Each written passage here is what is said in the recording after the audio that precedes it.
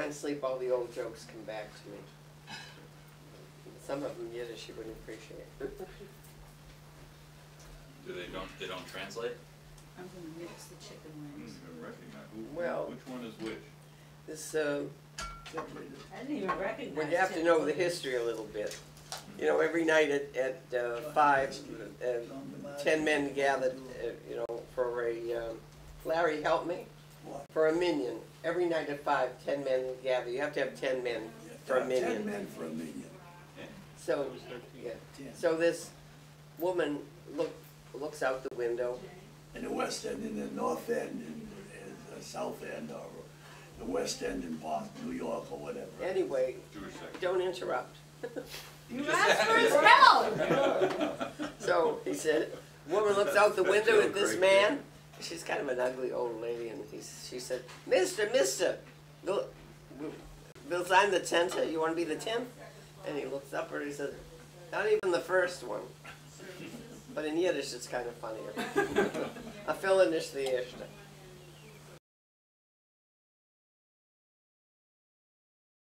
Son of one of my cousins I lived with, Seal.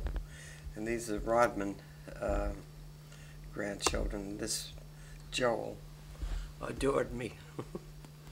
He was Sophie Rodman's son. Sophie Rodman Brown Nadelson. Used to write, the first learned to write, I love you, Sylvia. This is the same one there. My cousin Seal's son. So, I met him recently at my cousin Jerry's funeral, and I slipped a lot of these pictures to him. He had never seen them, and he said his grandchildren look just like that now. So, this was my Aunt Sarah, my mother's sister, who lived in New York, and that's when she took me to Far Rockaway. I stayed with her. This is Franklin Park, all dressed up. Where in Franklin Park? Oh, right near the rose garden. And it's Ruth and me clowning around.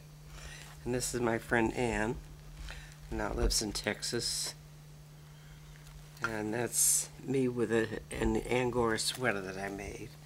Went out with a naval officer and got it all over his uniform. And Got what all over his uniform? the Angora shits. Got it on his dark navy uniform. Never called me back. I don't know why. This is Alan, you know, cousin Alan. Yep. That's him, was a cute little boy. This is my brother when he was a little boy. Aunt Sarah wanted me to come live with her in New York. And you didn't take her up? Oh, I loved my father. He was my support, my strength. Well, these are friends. That's Ruth Rodman. And rest of the little friends. That's my brother and my cousins. Bill, and this is Alan's mother and a cousin from New York. Came to visit quite often. It's my brother again. You know, Ruth and me with the fancy beach pajamas. Beach pajamas? Yeah, we had these long affairs that we wore around called Only the beach. one of you is wearing the beach pajamas. The other one's wearing a swimsuit. Yeah, I think I'm wearing the pajamas and Ruth's wearing a bathing suit. Did you wear that over a bathing suit? Either that or just walked around in one like that. What made them beach pajamas? The designer called them that. We wouldn't dare change it, what the designer called them that. This is my brother with some buddy in a restaurant. This is also in Franklin Park, where it was safe to walk in those days. And this at one of the beaches, probably Winthrop Beach. That's Winthrop, 1933. Yeah. Is that you and Ruth again? Me and You know, she was, when I came home from school, when I was probably the 8th grade, 7th grade or 8th grade, and there was a moving van in front of my house, and my aunt, my stepmother, moved out with her daughters. My father was in New York looking for work. It was a depression, and looking for work with his relatives, and she just moved out, didn't care what happened to my brother or me. Left my clothes a pile in the living room. So the Rodmans and Mrs. Rodman took pity on me, and I slept on the sofa until my father came home. And then, of course, I couldn't stay there. But when Mr. Rodman died a year or so later, then I went to live with them. Stayed 15 years. They became my family. Which is why they're so close still. Hmm? Which is why you're still close. Well, that's how I met Grandpa, because the son, Nate, met Sonia, his sister, and then we met, although he really called to date Ruth first, but she was already taken, so I was second fiddle. And that's Joel. We used to walk in the park all the time. That's Jane in her bar mitzvah dress. These are even too small. I think they're pictures that we took in Florida. Too small. Memories. You were working there in the war assets? No, this was probably 1936, when friends of mine, or people I worked with, were going to Florida, and I said, "Take me." And he had a yellow Packard convertible, and I said, "I don't care. I'll sit in the Brummel seat. I just want to go. I never saw Florida." I was maybe 18, and so I went along. Pretty soon, got damn cold in that rumble seat, so we took turns, or we drove sometimes 4 in front, and one of them became Dunkin' Donuts, very wealthy. His brother-in-law was. He became Mr. Donut. The other one was Dunkin' Donuts, Bill Rosenberg. They all worked together. They're all donut makers. Or ran the donut making. They were all in the ice cream machines first. This is the day my brother came home. I'm sure I told you that story. Mm-hmm. You have. In Florida. See how athletic I was? I rode a bike one time. She was a big influence in my life, my friend Ann. I'm the only one. She's the one. I used to go. She lived next door, and I would go into her bedroom.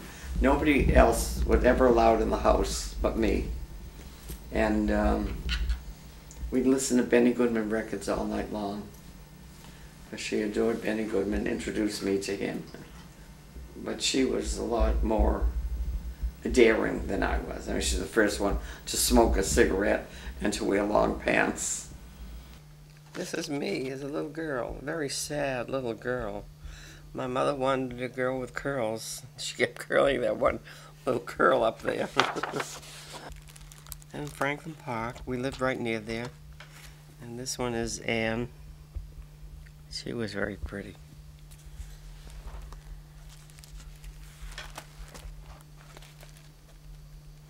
This is where I worked at Simcoe's. This one says the Russian from the Siberian steppes. Well, that's because he had to go into the ice cream chest all the time. And in the summer, he was dressed, you know, with boots and a hat. So that's what we called him. And this is my father. We lived in Roxbury. How old was he then? Probably, I don't know, maybe 60. When, after he separated from my aunt, who had moved out, and he had to live in the West End in a one-room apartment with my brother. Mm-hmm. And so I always felt that I had to go and make a home for them. And so after the war, we had this little apartment in Roxbury. And he was there, my brother. But and then when I got married, I realized my brother would like to have bachelor life. So my father came and lived with Grandpa and me for 15 years. Wow. So, yeah, well, he'd like to get dressed up. Just for anything in particular, or Hmm? for anything, or No, he just, does he he like to wouldn't. get dressed up? But maybe it was a holiday, who knows? He was all dressed. What's this? And this is Ruth and Ann and me at the beach somewhere.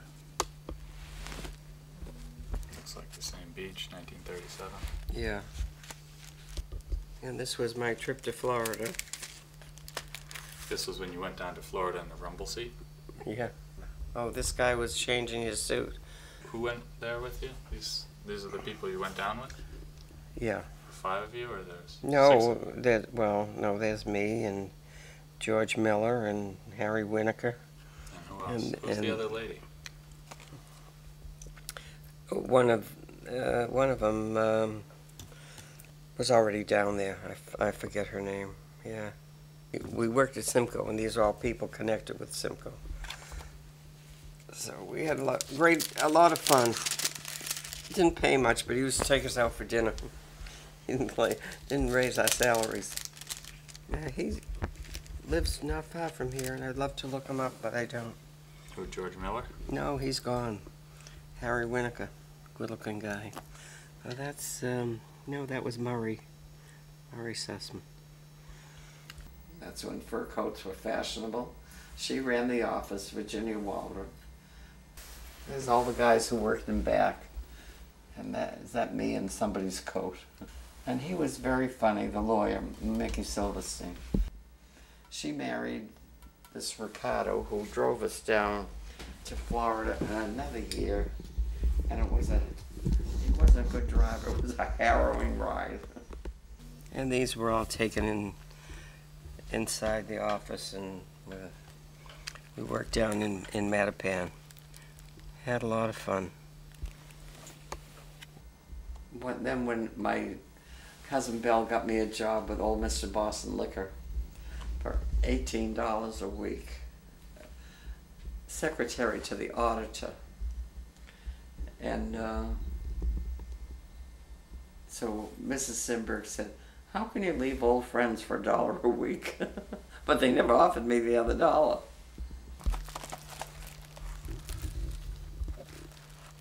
And this is more of the same.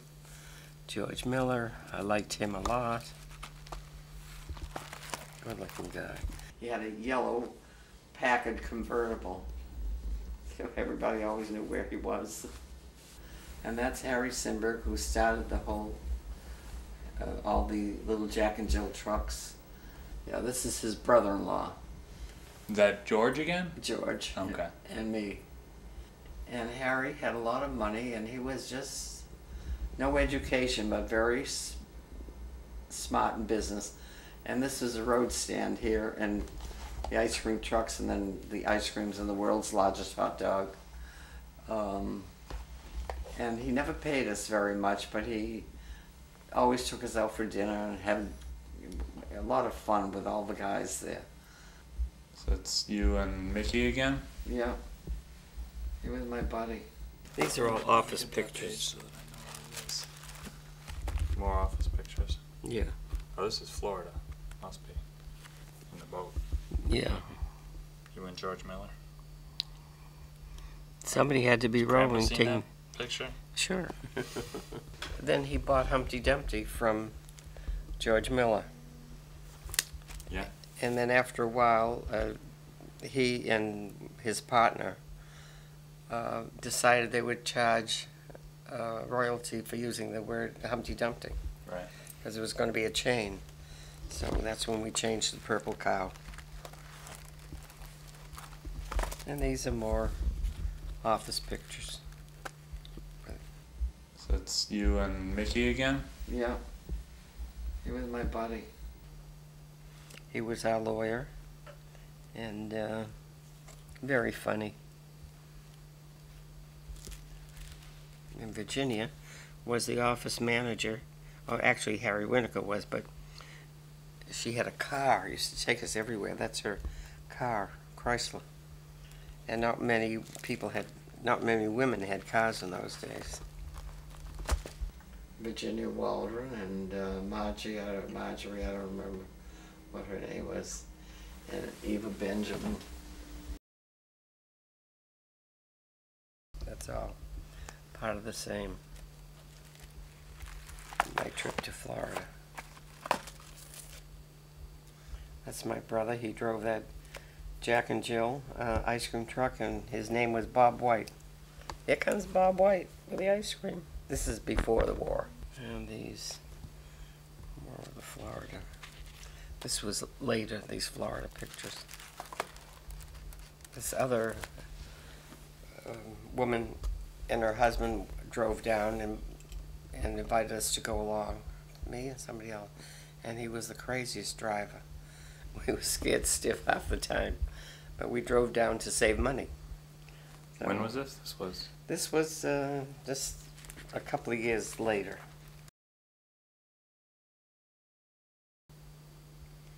Zola Gray. We went on, that's when I was working in Florida during the war.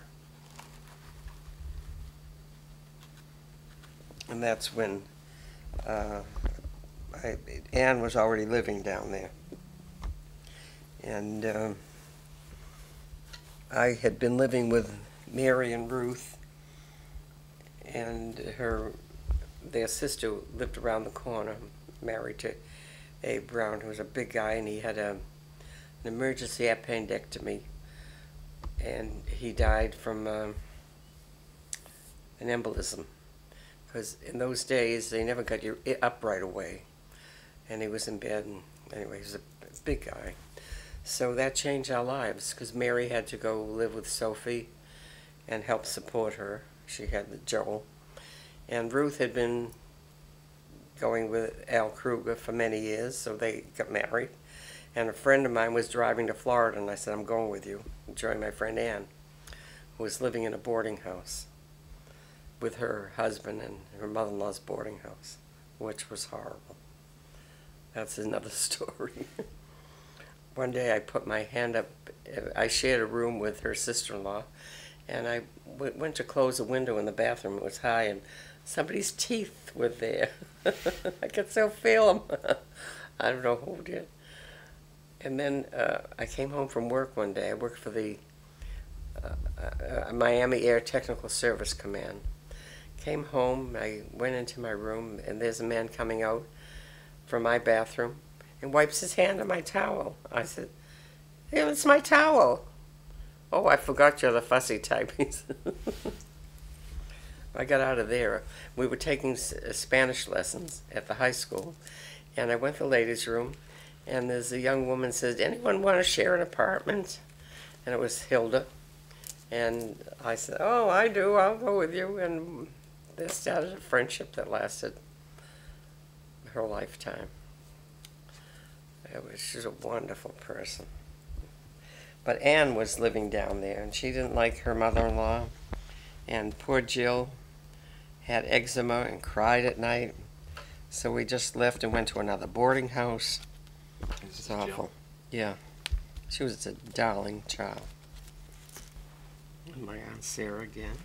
And her son and daughter-in-law in New York. This was up in the Catskills. I didn't like it. And my poor uncle, who hadn't had a vacation in 20 years, had to take me back to another aunt in New York, who took me to see Stella Dallas every day, the movie. Jane.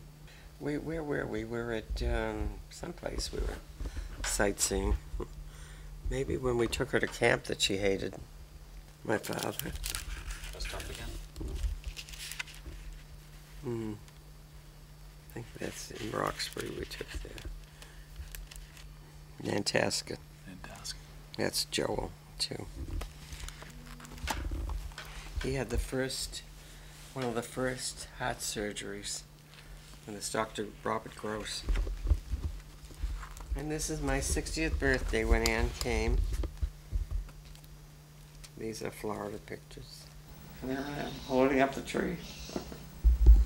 That's a picture. Everybody goes to Florida, takes that picture. That's your father. Losing his teeth. This is the day my brother came home. I'll never forget the day. He was in Europe for 3 years, 36 months, and I hadn't seen him. We never came home on leave. They just went to the West Coast, Fort Lewis, and then shipped out, and because we didn't know where he was. And if he was in Fort Lewis, I assumed he was in the Pacific area.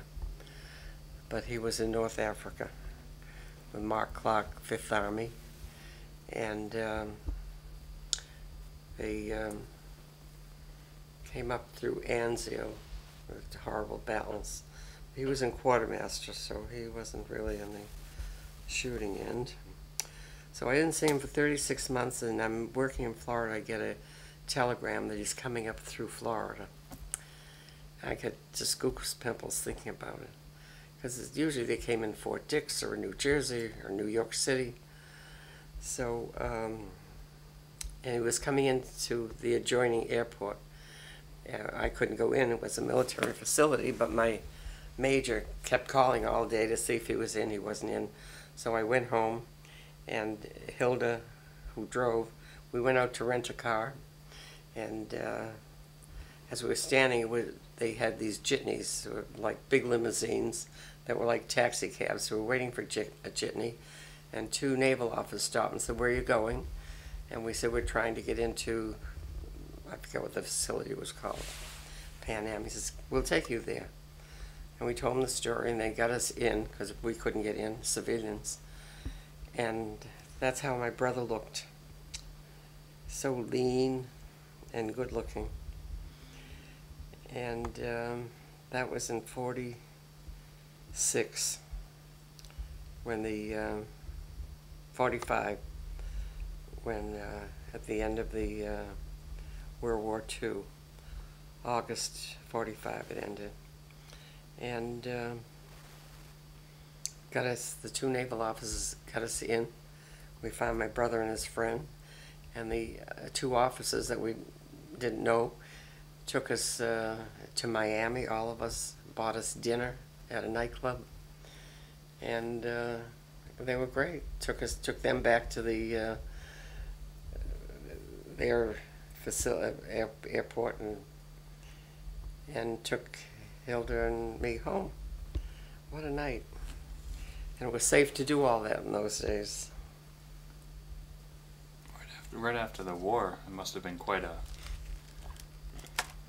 celebration. It was, especially not seeing him all those years, 36 months.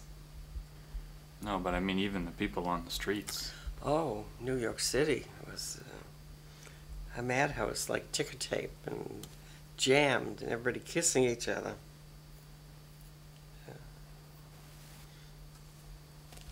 But you were in Florida at that time.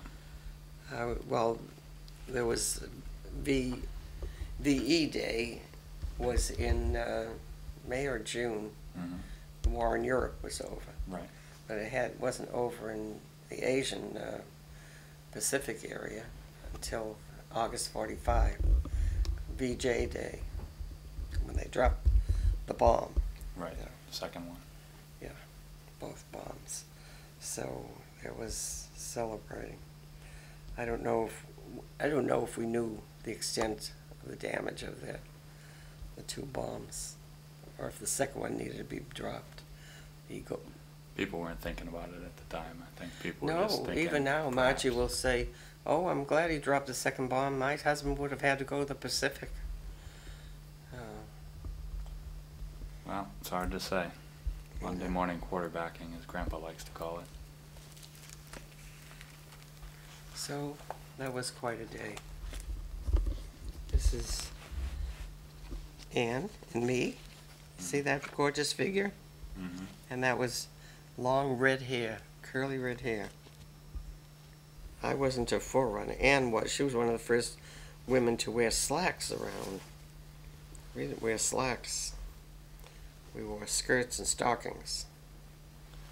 No, during the war we couldn't get silk stockings, so we get this makeup that was this shade of stockings, and we'd cover our legs with it, and we got it all over our clothing because it wiped off.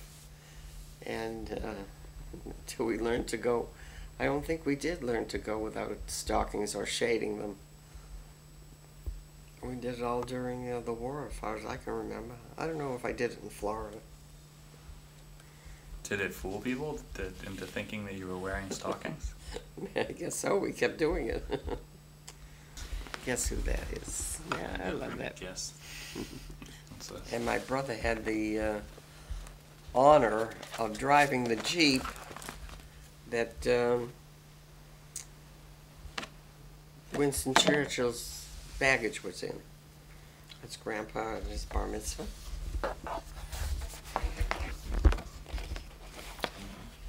Good looking. And this, I can still feel her lovely little head against my neck. That's Jane. That's your grandmother when she was in good shape. And she in her short-lived fashion modeling career. Yeah. It was a fundraiser for one of the Ms. Larry Brodsky. yeah. Imagine. Not Sylvia Brodsky, Mrs. Larry. But look at the waistline. Pretty nice. What was. Oh, this is at our 50th. Yeah. That was a nice party. No, this is the 57th. A nice party. Is that a photograph or a picture? Or a painting?